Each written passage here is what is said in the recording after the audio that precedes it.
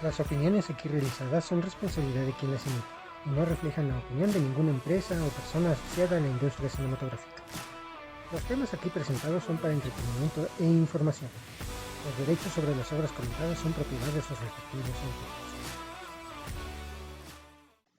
Bienvenidos una vez más al podcast Kike Cinefil, el podcast donde hablamos de cine y un poquito más. En este episodio continuaremos el conteo de las que para un servidor son las mejores películas basadas en la Segunda Guerra Mundial. Espero que les guste, espero sus comentarios, críticas y sugerencias por medio de mis redes sociales. Iniciamos.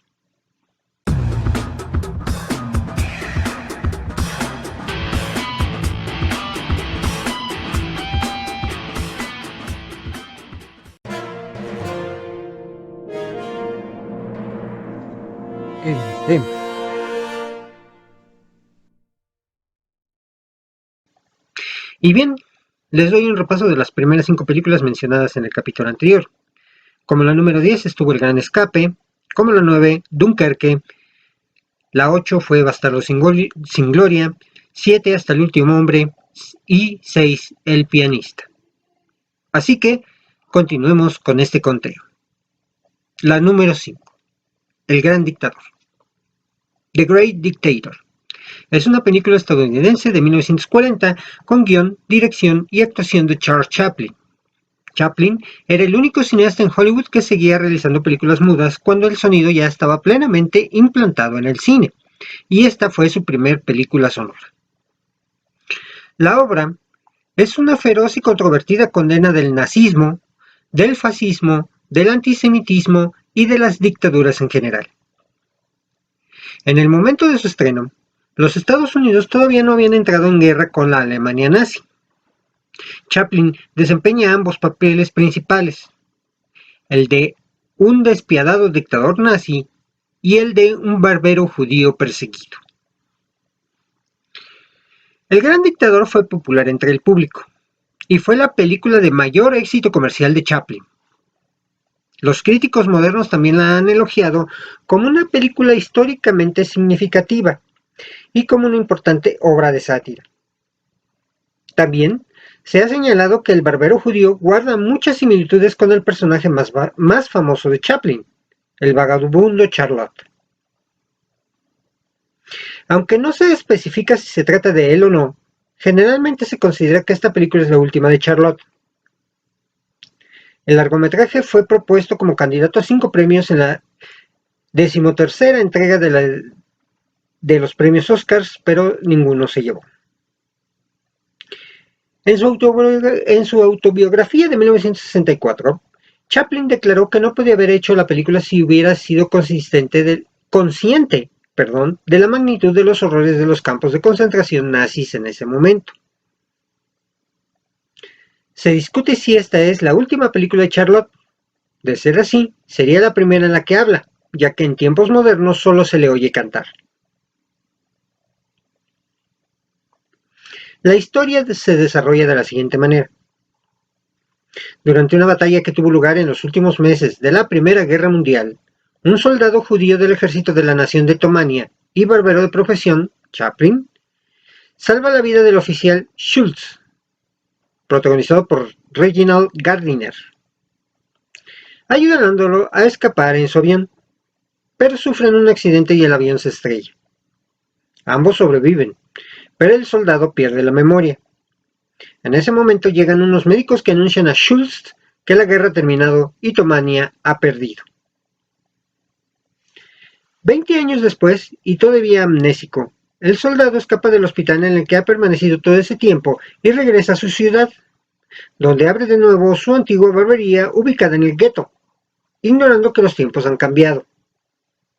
El país es gobernado por el despiadado dictador Adenoid Hynkel, también interpretado por Chaplin, asistido por el ministro del Interior Garsbych,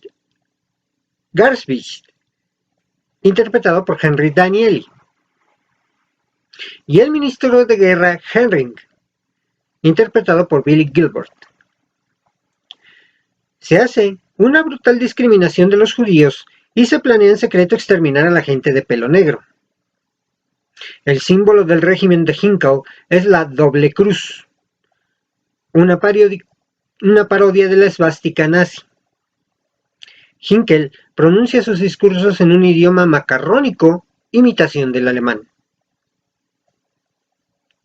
El barbero, inconsciente del ascenso de Hinkel al poder, se sorprende cuando las fuerzas de asalto pintan la palabra judío en las ventanas de su local. Uno de los habitantes del gueto, la bella Hannah, interpretada por Paul Goddard, defiende al barbero cuando es acosado por los miembros de las fuerzas de seguridad. Ambos se enamoran y deben sufrir los atropellos de la dictadura, aunque Schultz, que ahora ocupa un alto cargo en el gobierno de Hinkel, reconoce al barbero y ordena a las tropas que no molesten a los habitantes del gueto. Además, Hinkel ordena el cese de la persecución mientras intenta conseguir un préstamo de un banquero judío para financiar sus planes de dominación global. Hinkel tiene planeado invadir Österreich, un país vecino, y necesita el préstamo para financiar esa invasión. Cuando el banquero se niega a dar el préstamo, Hinkel reanuda e intensifica la violencia contra los judíos. Schultz, protector de ellos, muestra su rechazo al pogromo y Hinkel, considerándolo un traidor y un defensor de la democracia, lo manda a un campo de concentración. Schultz huye y se oculta en el gueto. Allí, con la ayuda del barbero, Hannah y los demás habitantes del gueto, busca cómo derrocar a Hinkel y su régimen. Las fuerzas de asalto toman el gueto, y el barbero y Schultz son enviados a un campo de concentración. Hinkel continúa con sus planes de invadir Österreich, pero la intromisión de Benzino Napaloni, interpretado por Jack Oakie, el dictador de Bacteria, lo obliga a invitarlo a hacerle una visita y ser diplomático con él. Pero todo desemboca en una ridícula guerra de comida y pasteles entre los dos dictadores. Mientras, Hannah y los habitantes del gueto huyen a Österreich, pero al poco se inicia la invasión desde Tomania y se encuentran de nuevo viviendo con el régimen de Hinkel. El barbero y Schultz escapan del campo disfrazados con uniformes de Tomania. Los guardias fronterizos confunden al barbero con Hinkel, a quien se parece mucho, mientras Hinkel es confundido con el barbero y detenido por error por sus propias tropas. El barbero, confundido con Hinkel, es conducido a la capital de Österreich para dar un discurso sobre el inicio de la conquista del mundo. Garbage, al presentar a Hinkel a la multitud, decreta la anexión de Österreich por parte de Tomania, la anulación de la libertad de expresión y el sometimiento de los judíos. Sin embargo, el barbero hace un discurso conmovedor en contra de las políticas antisemitas de Hinkel y declarando que Tomania y Österreich se convertirán en naciones libres y democráticas. También hace una llamada a la humanidad, en general instando a acabar con las dictaduras y emplear la ciencia y el progreso para hacer un mundo mejor. Ojalá y lo escucharan por acá. Hannah, en su casa, arrasada de nuevo por los invasores, oye el discurso del barbero en la radio y se asombra cuando Hinkel se refiere directamente a ella. Y este es el extracto de ese discurso. Hannah, ¿puedes oírme? Donde quiera que estés. Mira a lo alto, Hannah. Las nubes se alejan. El sol está apareciendo. Vamos saliendo de las tinieblas a la luz. Caminamos hacia un mundo nuevo, un mundo de bondad, en el que los hombres se elevarán por encima del odio, de la ambición, de la brutalidad. Mira a lo alto, Hannah. Al alma del hombre le han sido dadas alas, y al fin está empezando a volar. Está volando hacia el arco iris, hacia la luz de la esperanza, hacia el futuro, un glorioso futuro que nos pertenece a ti, a mí, a todos. Mira a lo alto, Hannah. Mira a lo alto. Hannah dirige la mirada al cielo con esperanza y sobre su rostro se cierra la pantalla. Les recuerdo que en la primera temporada dediqué un capítulo, el número 9, acerca de Charles Chaplin. Si no lo han escuchado, los invito a que lo hagan. La cuarta película es Das Boot. El barco, en alemán. Es un largometraje alemán de cine bélico y dramático de 1981, dirigido por Wolfgang Petersen, basado en la novela homónima de Lothar Günther Buchheim, La película fue protagonizada por Jürgen Prochnow, Herbert Grönemeyer, Klaus Bennemann en los papeles principales encabezando un largo reparto. El largometraje entrega un mensaje antibelicista. Existen 3 versiones de la película. La estrenada en los cines con una duración de 150 minutos, la versión de director que salió al mercado en formato DVD en 1997 con una duración de 209 minutos, y la versión sin cortes que salió a la venta en 2004 en formato de 2 DVDs y con una duración de 282 minutos. Esta última versión adapta y une los 6 capítulos, de aproximadamente 50 minutos de duración cada uno, que se estrenaron para la televisión de Alemania poco después de su estreno en Hollywood, como si de una película se tratara, eliminando así los créditos iniciales y finales y los recordatorios de cada capítulo. La película nos relata lo siguiente. La Rochelle, Francia, octubre de 1941. Un submarino alemán tipo 7C, el U-96, sale a la mar desde esa importante base de submarinos en una misión de patrulla durante la Segunda Guerra Mundial. Junto a su tripulación va también un periodista corresponsal del Ministerio de Propaganda, joven y novato, el teniente Werner, interpretado por Herbert Grönemeyer, quien es el narrador en tercera persona de la trama.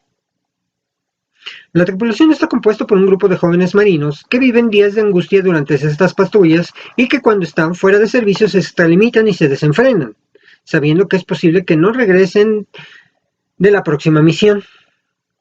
Entre ellos están el jefe de máquinas Fritz Greit, interpretado por Klaus Bennemann, el primer teniente Hubertus Bench, un nazi fanático ferviente de las reglas, y el maquinista Johann, interpretado por Erwin Leder, un amante de los artefactos mecánicos. El capitán Heinrich Lehmann Willenbrock, interpretado por Jürgen Prochnow, es un líder nato, dotado con una excepcional fortaleza y control emocional, sumado a ser un marino experimentado, comprensivo y con mucho criterio, y tino, lo cual lo hace ser muy respetado por su tripulación. Su meta es cumplir con su deber lo mejor posible y volver con vida junto a sus hombres. De su criterio e iniciativas dependen la vida propia y la de su tripulación. El maquinista Johann, hombre vital en el funcionamiento del submarino, cuida los motores con paternalismo profesional, pero oculta que su mayor debilidad son los ataques con bombas de profundidad, los cuales le causan crisis de pánico.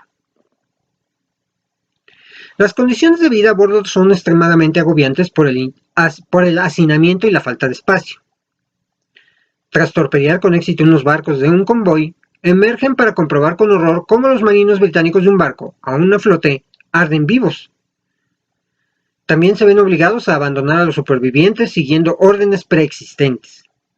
Y tampoco son rescatados por el convoy por temor a nuevos torpedeos. Y son dejados a su suerte por el submarino por la imposibilidad de transportarlos. La vida sigue a bordo del U-96, donde deben aguantar el tedio, las tormentas ocasionales, encuentros con U-Boot amigos o aburridos días sin salir a la superficie. Nuevas órdenes los hacen dirigirse al puerto de Vigo, en España. Allí son recibidos por la oficialidad de un buque alemán internado, que en realidad es un buque de abastecimiento, siendo los oficiales del submarino respetados y agasajados con un banquete. Allí reciben nuevas órdenes, dirigirse al puerto de La Spezia en Italia, para lo cual deberán cruzar el peligroso estrecho de Gibraltar. Werner y el capitán Lehmann se enteran además de que sus solicitudes de volver a Alemania han sido denegadas. Con el submarino repleto de alimentos frescos y torpedos, los marinos del U-96 inician la travesía. Al llegar a las cercanías del estrecho, el capitán decide cruzar durante la noche nebulosa la barrera de navíos británicos en patrulla, dejándose llevar por la corriente, pero son descubiertos y atacados de improviso por un avión. Con los motores a máxima velocidad, el submarino se sumerge para evitar ser destruido. Pero un fallo en los alerones de proa no permiten estabilizar la nave. Esta se hunde cada vez más hasta tocar fondo a 280 metros de profundidad.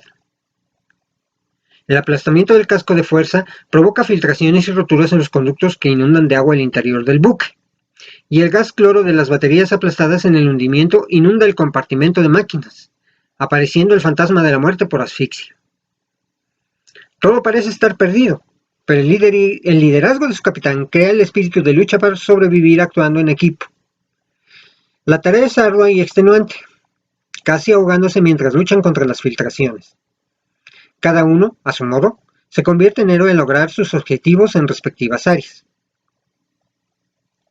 Finalmente, gracias al dificultoso pero mancomunado trabajo en equipo y tras 16 horas de reparaciones, salen del fondo del mar y ya en la superficie por fin toman rumbo a La Rochelle, su punto de partida, donde después de cantar alegres himnos y gozar de ser sobrevivientes, son recibidos como héroes en el muelle nada menos que por el mismo Carl Dönitz. Sin embargo, un ataque sorpresa de aviones británicos de Havilland, Mosquito, rompe el solemne momento, y todos corren por la dársena para salvar sus vidas, en medio de una lluvia de bombas perforantes. El submarino intenta refugiarse en un muelle antiaéreo, pero es alcanzado por las bombas. El teniente Werner busca desesperadamente al capitán Lehman en medio del bombardeo. Sospechando que éste ha decidido quedarse en el U-96, Werner finalmente halla a su capitán, gravemente herido por las esquirlas de bombas, tendido junto al muelle. Allí Werner y Lehman observan al U-96 tocado por las bombas que empieza a hundirse irremediablemente mientras Lehman lo observa herido en tierra. Al mismo tiempo que el U-96 desaparece, el capitán fallece a consecuencia de sus heridas.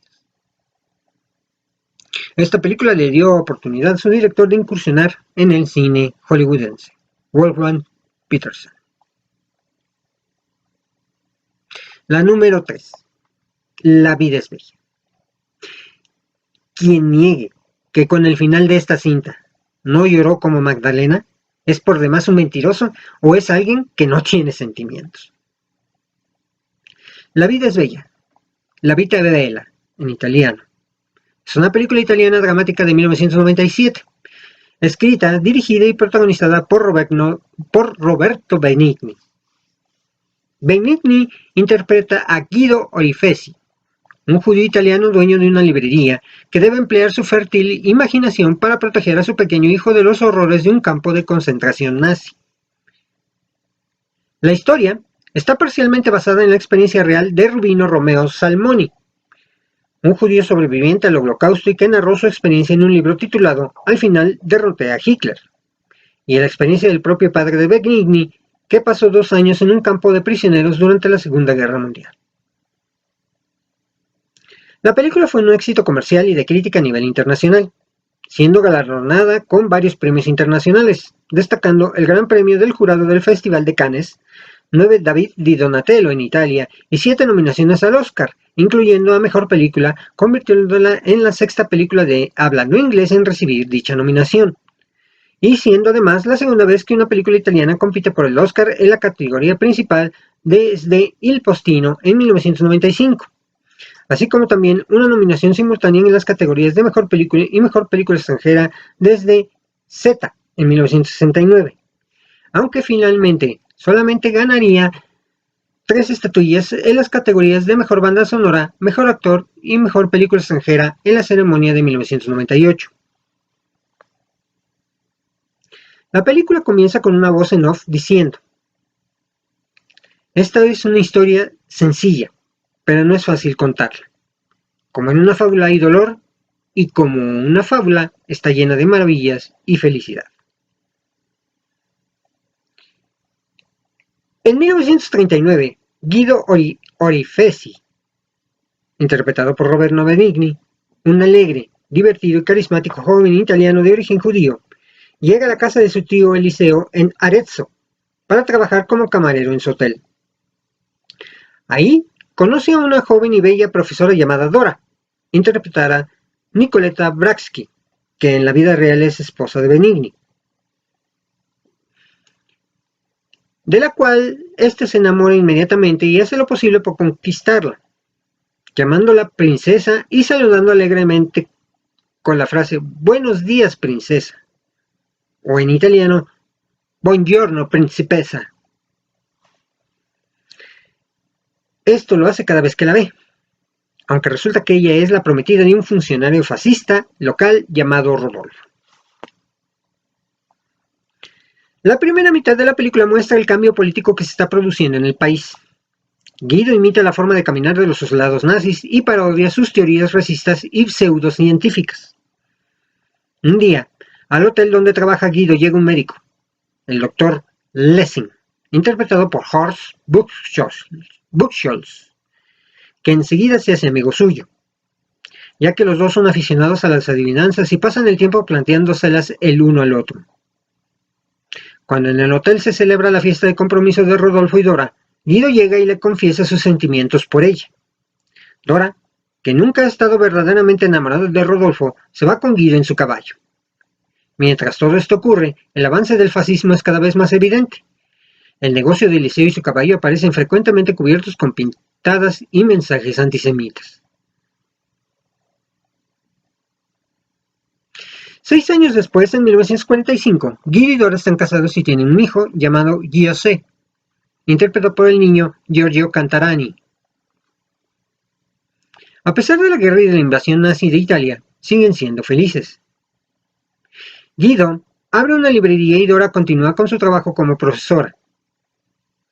El día del cumpleaños de Giuseppe, Guido, Eliseo y el niño son detenidos debido a su origen judío y subidos a un tren rumbo a un campo de concentración. Aunque Dora no es judía, exige subir también al tren para permanecer junto a su familia. Pero al llegar al campo, los hombres y mujeres son inmediatamente separados y Eliseo y muchos otros son enviados directamente a las cámaras de gas, ya que no se les considera útiles para trabajar. Guido oculta a su hijo la terrible situación que están viviendo, haciéndole creer que es solo un juego en el que deben ganar puntos, y el primero que gane 1000 puntos conseguirá un tanque auténtico. También le dice que si llora, pide comida o quiere ver a su madre, perderá puntos, mientras que si se esconde de los guardias del campo ganará puntos extras. Guido usa esa fantasía para justificar la realidad que les rodea. Los guardias lo tratan mal porque quieren el tanque para ellos y el número cada vez menor de niños que están siendo asesinados en las cámaras de gas se debe a que están escondidos para ganar puntos. Guido consigue convencer a Giuseppe para que no quiera marcharse diciéndole que van en cabeza y solo necesitan un poco más de tiempo para volver a casa con el tanque. A pesar de estar rodeados de horror, tristeza y muerte, Giuseppe acaba creyéndolo todo gracias a la convincente historia que le cuenta a su padre y a su propia inocencia. Un día, Guido se encuentra con el doctor que conoció en el hotel, convertido en oficial de la SS. Este está eligiendo a los prisioneros que serán enviados a las cámaras de gas. Al ver a Guido, le reconoce y no le envía a las cámaras, y hace que trabaje como camarero en una cena que van a celebrar los altos mandos militares del campo. Guido muestra a su hijo que hay más niños allí, solo que están escondidos. Ante la situación de que ya estaba empezando a creer en la teoría de la cruda realidad por pasar días enteros sin ver a ningún niño, en ese instante llaman a todos a comer y por error ven a Giuseppe, teniendo que pasar la prueba de estar en silencio durante toda la cena para no ser descubierto como si fuera una simple prueba más del juego. En un momento de la cena, Guido tiene una charla con el doctor, quien le plantea un nuevo acertijo para que le ayude a resolver, por lo que Guido queda decepcionado debido a que ha creído que el doctor iba a ayudarlo a él y a su familia a salir con vida del campo de concentración. Una noche, se observa un gran revuelo en el campo. Los alemanes se están retirando ante la llegada del ejército de los Estados Unidos porque la guerra ha terminado. Pero quieren matar a todos los prisioneros antes de que los aliados les liberen. Guido ordena a Giuseppe que se esconda hasta que todo se calme porque están a punto de ganar el premio. Mientras él va en busca de Dora para marcharse todos juntos, es sorprendido y fusilado por uno de los guardias. A la mañana siguiente, los alemanes han huido y Giuseppe sale de su escondite. De pronto, aparece un tanque que él cree que es su premio. Son los estadounidenses liberando el campo. Le recogen y por el camino entre los prisioneros liberados, Gyose encuentra a su madre y le comunica que han ganado.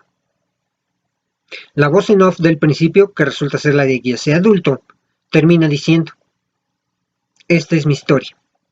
Ese es el sacrificio que hizo mi padre.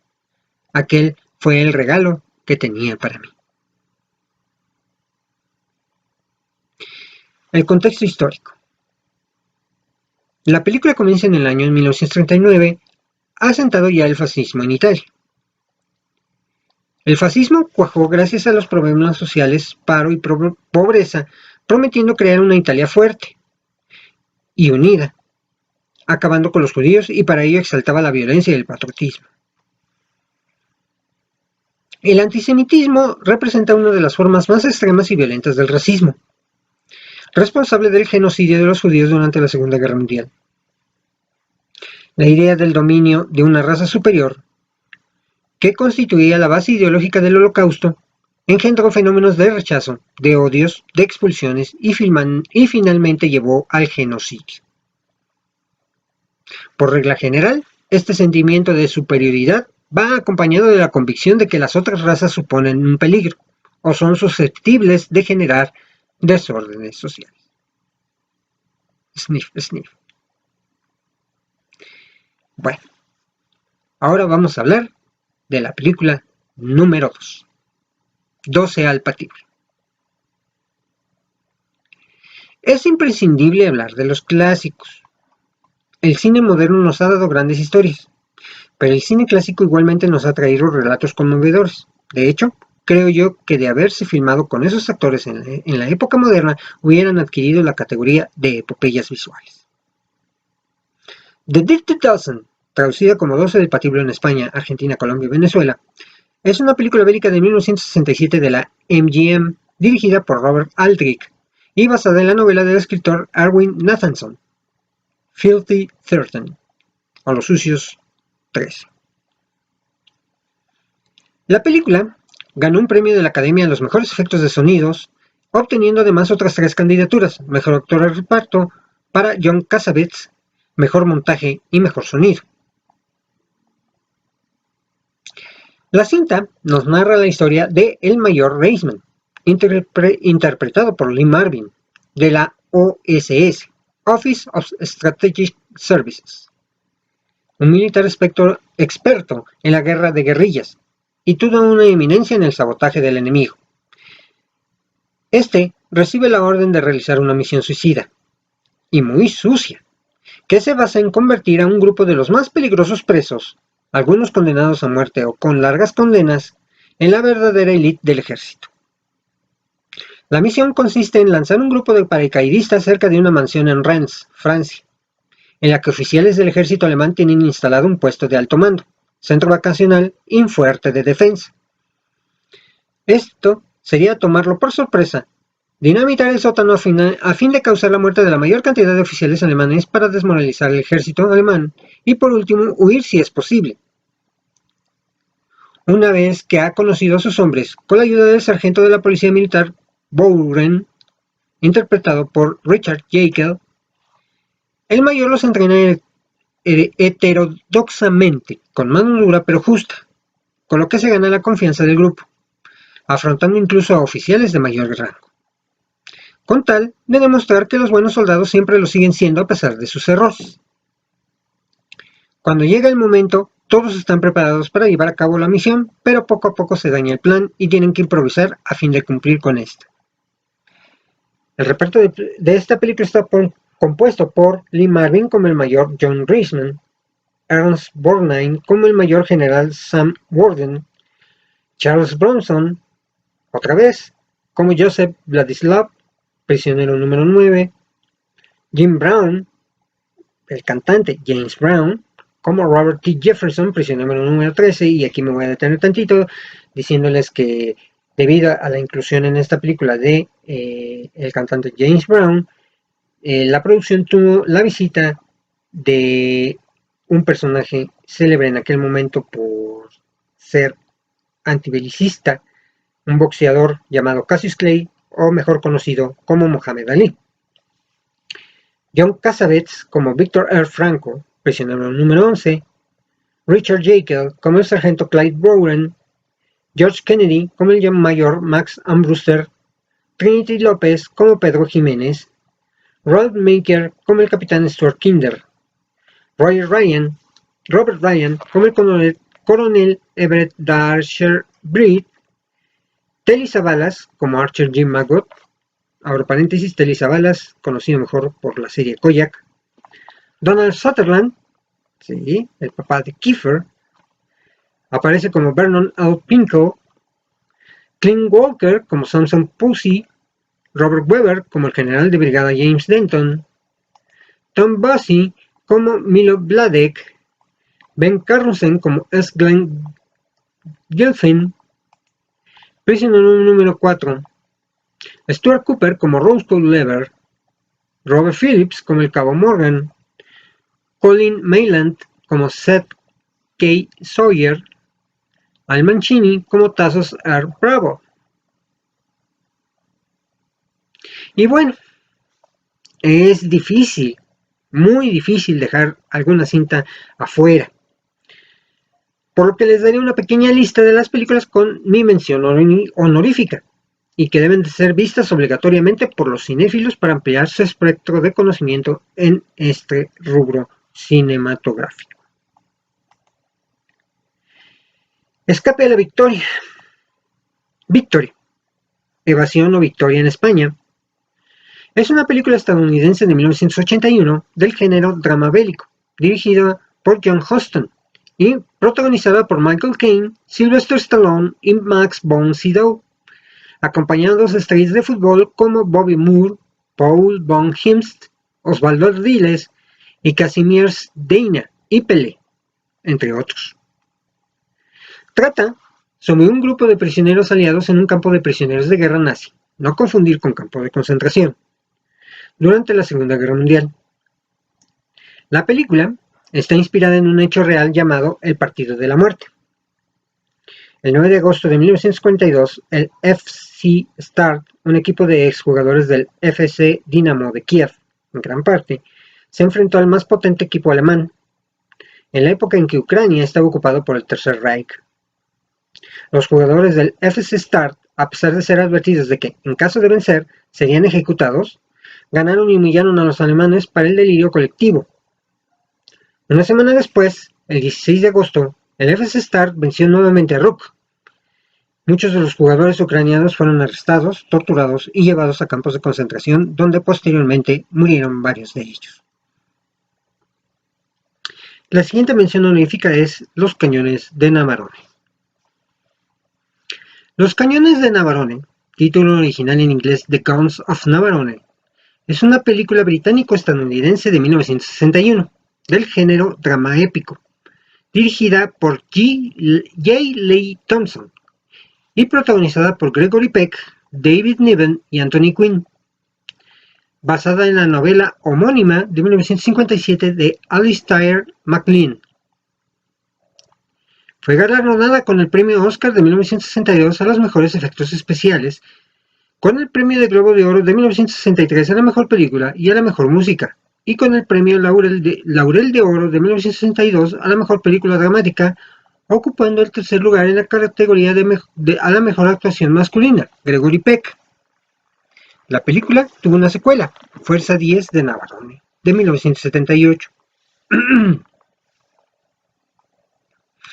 Tanto el libro como la adaptación cinematográfica narran las peripecias durante la Segunda Guerra Mundial de un grupo de comandos aliados cuya misión es destruir la inexpugnable fortaleza alemana del Mar Egeo, donde se ubican unos cañones que han hundido varios barcos de la fuerza aliada. La tercera mención honorífica es para El puente sobre el río Kwai. El puente sobre el río Kwai, título original The Bridge on the River Kwai, es una película britano-estadounidense de 1957 del género épico bélico, dirigida por David Lean, conocido por haber hecho Lawrence de Arabia, y con William Holden, Alec Guinness, el que hizo a Obi-Wan Kenobi en la primera trilogía de Star Wars, Jack Hawkins y Shizuhaka Hayakawa en los papeles principales. Está basada en la novela homónima de Pierre Boulle. La historia relatada en el filme es ficción, pero recoge la verdadera historia de la construcción de la línea del ferrocarril de Birmania de 1942 a 1943. Esta película fue ganadora de 7 Óscares. Los autores del guión, Carl Foreman y Michael Wilson, estaban en la lista negra de la Casa de Brujas liderada por el senador Joseph McCarthy, acusados de pertenecer a organizaciones comunistas, por lo que tuvieron que trabajar secretamente, y su aportación no fue acreditada en la primera versión de la película. Por ello, Pierre Boulle, autor de la novela original, recibió todo el crédito al ser galardonado con el premio Oscar al mejor guión adaptado. En 1985, la Academia concedió el premio de forma póstuma a Foreman y Wilson, que aparecen hoy acreditados junto con Boulle. En 1997, esta película fue considerada cultural, histórica y estéticamente significativa por la Biblioteca del Congreso de los Estados Unidos y seleccionada para su conservación en el National Film Registry.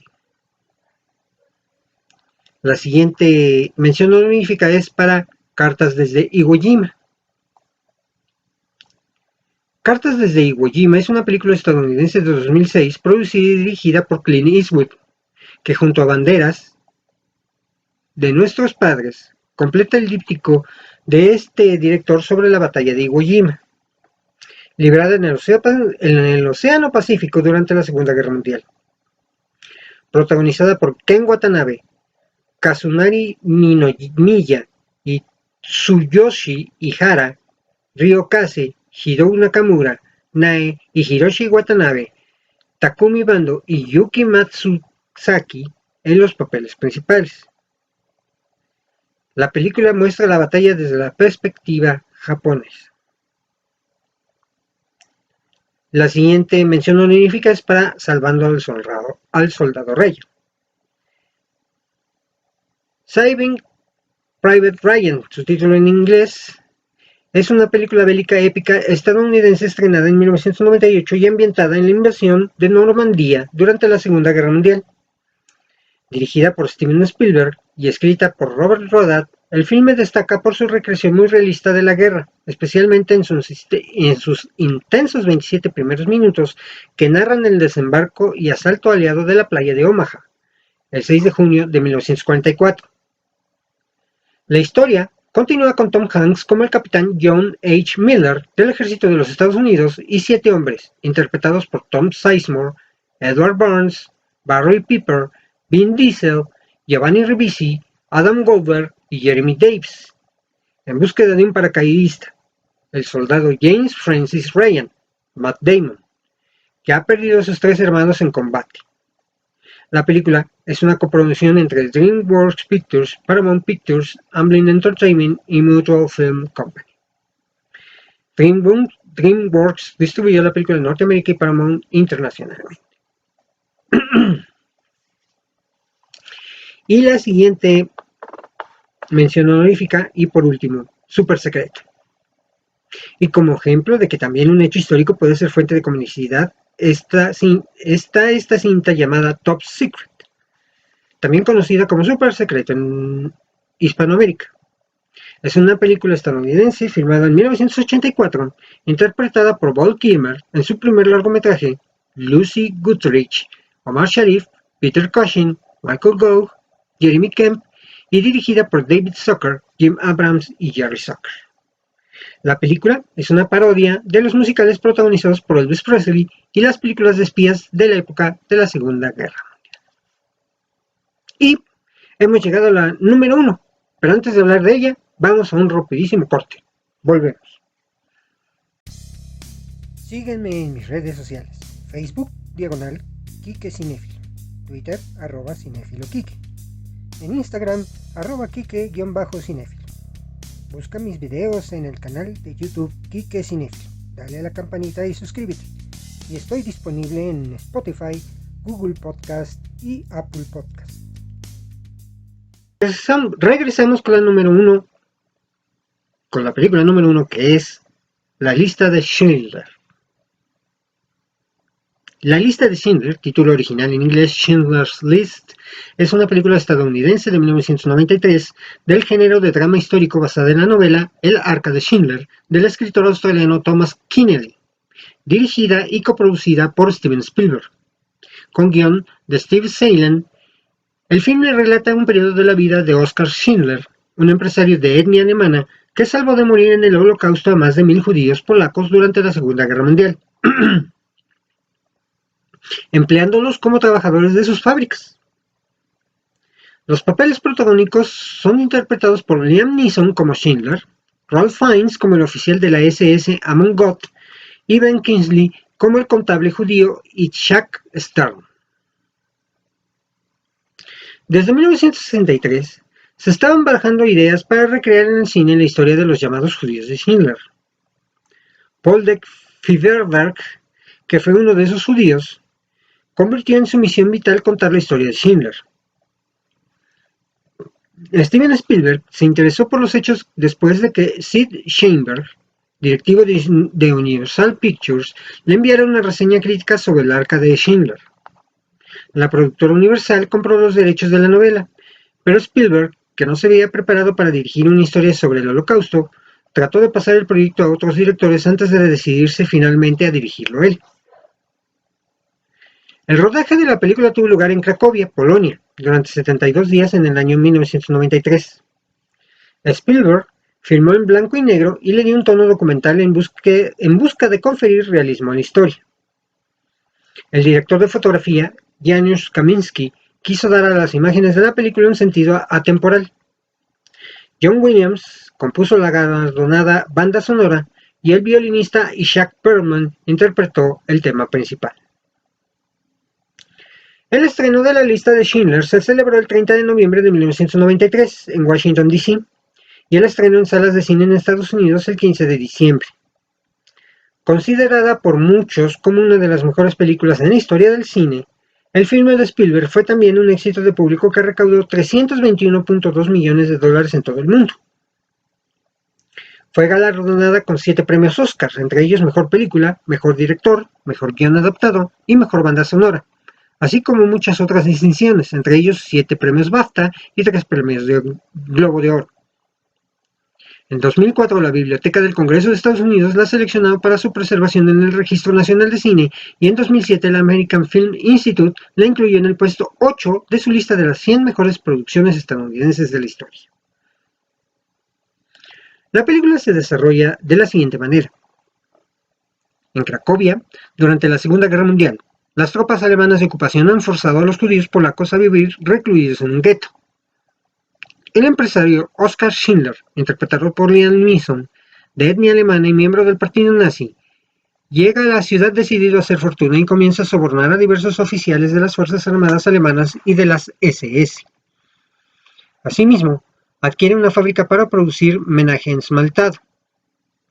Para ayudarlo en la gestión del negocio contrata a Itzhak Stern, interpretado por Ben Kingsley, un contable judío que tiene contactos en el mercado negro y en la comunidad local de empresarios hebreos, y que le ayuda a financiar la factoría. Schindler mantiene relaciones amistosas con los nazis y disfruta de cierta riqueza y estatus social como Art Director, mientras Stern se ocupa de la administración. Ambos contratan empleados judíos porque sus sueldos son inferiores por la imposición alemana y porque Stern busca salvar a su pueblo de la deportación a los campos de concentración, convirtiéndolos en trabajadores esenciales para el esfuerzo de guerra alemán. El oficial de la SS, Amon Gott, interpretado por Ralph Fiennes, es destinado a Cracovia para supervisar la construcción del campo de concentración de Plaszow, y cuando este sea terminado, ordena la liquidación del gueto judío de la ciudad. Schindler es testigo de la brutalidad de su desalojo, en el que mucha gente es fusilada y asesinada, algo que le afecta profundamente. Se fija particularmente en una niña que viste un abrigo rojo mientras huye de los nazis, y cuyo cuerpo sin vida puede ver poco después de entre una pila de cadáveres. A pesar de todo, Schindler procura mantener una relación cordial con Gott y las SS, para lo cual se sirve de la adulación y el soborno. El oficial alemán es un hombre sádico que dispensa un trato brutal a su criada Helen Hirsch, interpretada por Embeth Davids, y que gusta de disparar al azar desde el balcón de su villa a los internos de Plaslow. Testigo del horror que le rodea, Schindler decide que en lugar de enriquecerse tratará de salvar el mayor número de vidas judías que le sea posible. Con este empeño de proteger a sus trabajadores, convence a Gott para permitirle construir un subcampo junto a su fábrica. Cuando los alemanes comienzan a perder la guerra, Gott recibe la orden de enviar a los judíos de Plaszow hacia Auschwitz. Es entonces cuando Schindler le pide llevarse a sus trabajadores a una nueva fábrica de municiones a su localidad natal de Brunswick. El oficial accede mientras la entrega de mediante la importante entrega de un soborno. El empresario y su contable Stern redactan la lista de Schindler, en la que figuran los nombres de sus 850 empleados, que viajarán a la nueva factoría y de esa manera escaparán de morir en Auschwitz. Sin embargo, el tren que transporta a las mujeres y los niños acaba por error en Auschwitz-Birkenau. Schindler se ve obligado a sobornar al comandante del campo, Rudolf Hopp, interpretado por Hans Michael Eberg, con una bolsa de diamantes para que los libere. Y en la nueva fábrica el empresario prohíbe a los soldados de las SS que entren y anima a sus trabajadores judíos a celebrar el día sagrado del Sabbat. Durante los siguientes 7 meses, Schindler gasta la mayor parte de su fortuna sobornando a militares alemanes y comprando munición ya terminada de otras empresas, pues se niega a que la fábrica produzca armamento. En 1945 se queda sin dinero, pero para entonces los alemanes han sido derrotados y la guerra en Europa ha acabado. Como miembro del partido nazi con contactos en las altas esferas, Schindler debe huir ante el avance del Ejército Rojo. Los guardias de las SS han recibido la orden de matar a todos los trabajadores judíos, pero el empresario los disuade diciéndoles que pueden regresar con sus familias como hombres, en lugar de como asesinos. Se despide de sus trabajadores y se prepara para partir al oeste con la intención de rendirse a las tropas estadounidenses. Los judíos le entregan un documento en el que explican su papel en la salvación de vidas y un anillo de oro con una inscripción del Talmud. Quien salva una vida, salva al mundo entero. Schindler se emociona, pero también se avergüenza porque cree que pudo salvar todavía más vidas. Al amanecer del día siguiente, un soldado soviético llega a la fábrica y anuncia a los trabajadores que han sido liberados. Todos parten de inmediato y caminan hasta la localidad más cercana. Después de unas escenas en las que vemos la ejecución de Amon Gott y una reseña de la vida de Schindler tras la guerra, las imágenes en blanco y negro dejan paso a una escena en color de los auténticos judíos de Schindler, rindiendo tributo a su Salvador en Jerusalén, acompañados de los actores que les dan vida en el filme. Cada uno deja una piedra sobre la tumba del empresario. En la última escena, el actor Liam Neeson coloca un par de rosas.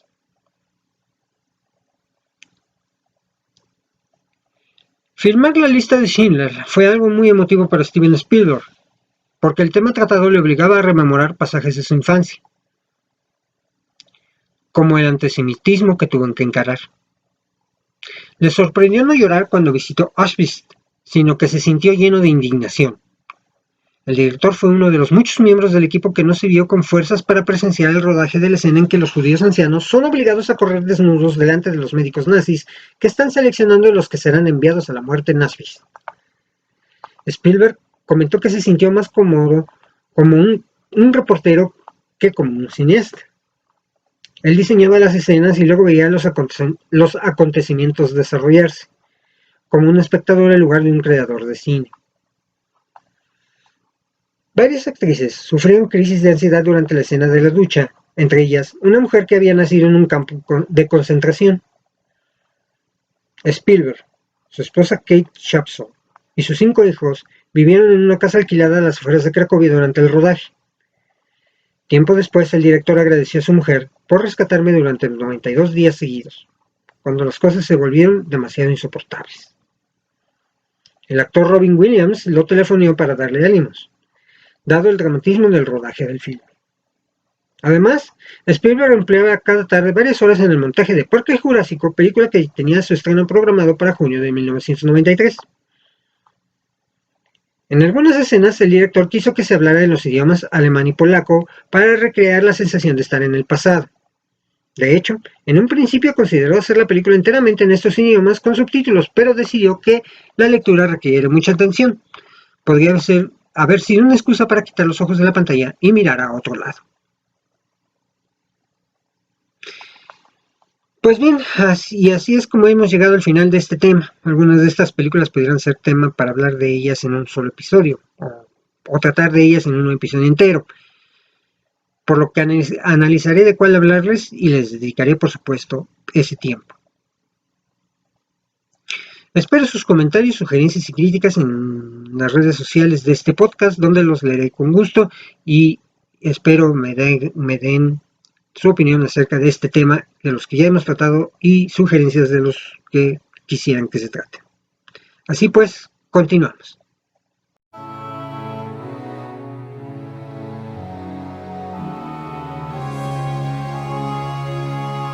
La recomendación. La recomendación de esta semana es Sin tiempo para morir. En inglés, No Time to Die. Esta película es la 25ª del agente 007 James Bond, producida por Eon Pictures. Daniel Craig interpreta por quinta vez al famoso espía británico. Cary Fukunaga dirigió la cinta tras la renuncia del director Danny Boyle, argumentando diferencias creativas. La película fue escrita por Neil Purvis y Robert Wade, habituales guionistas de esta franquicia. Esta película se estrenó el 30 de septiembre de 2021, este año, en Reino Unido. No Time to Die tuvo una respuesta crítica mayormente positiva, con los expertos elogiando la actuación de Daniel Craig y destacando su trayectoria como el personaje de James Bond. Otros aspectos como la fotografía y las secuencias de acción también fueron destacadas por la crítica. En el sitio agregador de reseñas Rotten Tomatoes, No Time to Die tuvo un índice de aprobación del 83% basado en 162 reseñas profesionales, con lo que recibió el certificado de fresco. El consenso crítico fue: no es la más brillante o atrevida aventura del 007, pero No Time to Die concluye la franquicia al mando de Daniel Craig de una forma satisfactoria. En Metacritic, la película logró una puntuación ponderada de 70 de 100 sobre la base de 39 críticas, lo que detona reseñas mayormente favorables. El crítico Peter Bradshaw de The Guardian le dio una calificación perfecta de 5 estrellas y escribió que No Time to Die es sorprendente, exóticamente consciente de sí misma, divertida y segura. Y quizás, sobre todo, es grande. Gran acción, grandes risas, grandes acrobacias y por muy digital que haya sido ideada y por muy descabellado que sea, no pareciera que se desarrollara en el mundo real, sino en un enorme espacio abierto que todos anhelamos. Robbie Collins de The Telegraph también la calificó con 5 estrellas y la describió como extravagantemente satisfactoria, a menudo muy divertida, con artilugios tanto improbables como escandalosos, y que se ha filmado con una cinematografía magnífica, comenzando con un prólogo sensacionalmente emocionante y siniestro, y terminando con una conclusión conmovedora. Ya la vi, para mí la actuación de Daniel Craig en esta quinta película que protagoniza como James Bond se sintió un poquito forzada a un tanto hacer chistes, aquellos gags, porque si bien nos remitimos a las anteriores películas, a las 4 anteriores, había sido más bien un James Bond sobrio, un James Bond más técnico, un James Bond más como británico que es James Bond, ¿no? Para mí, bueno, pues las mejores interpretaciones de James Bond de Daniel Craig es en Spectre. Y pues bueno, la cinta sí ofrece mucha acción. Como les digo, yo creo que abusaron un tanto de los gags, pero está bien, la película es emotiva incluso al final. Eh, y bueno, quiero resaltar el trabajo que hizo Hans Zimmer, porque Hans Zimmer tomó para la música incidental muchos de los temas que ya conocemos, temas musicales de los cantados, principalmente que aparecen siempre en el inicio de las películas de James Bond y las convirtió en música incidental.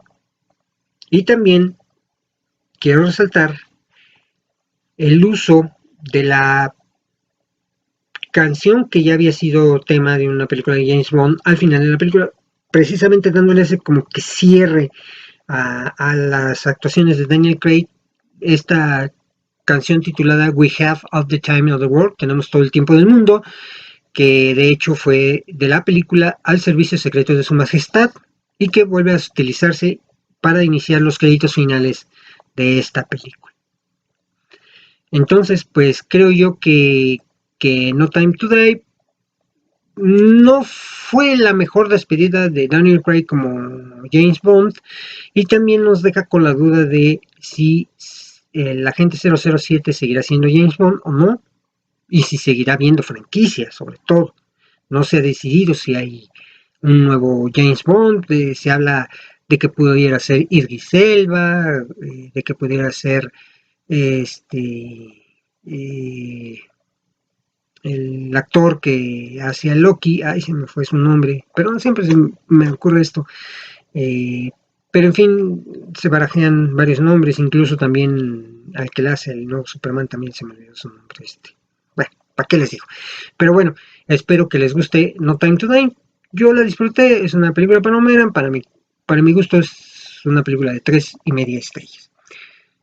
Continuamos.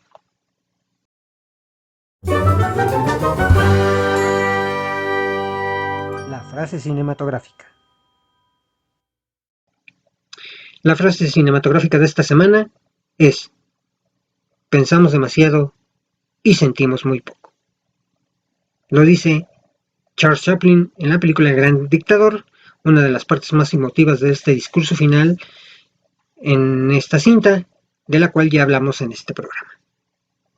Y bien, pues hemos terminado esta semana con este tema, espero que les haya gustado, agradezco una vez más su compañía y esto fue Quique Cinéfilo, el podcast donde hablamos de cine y un poquito más. Hasta pronto.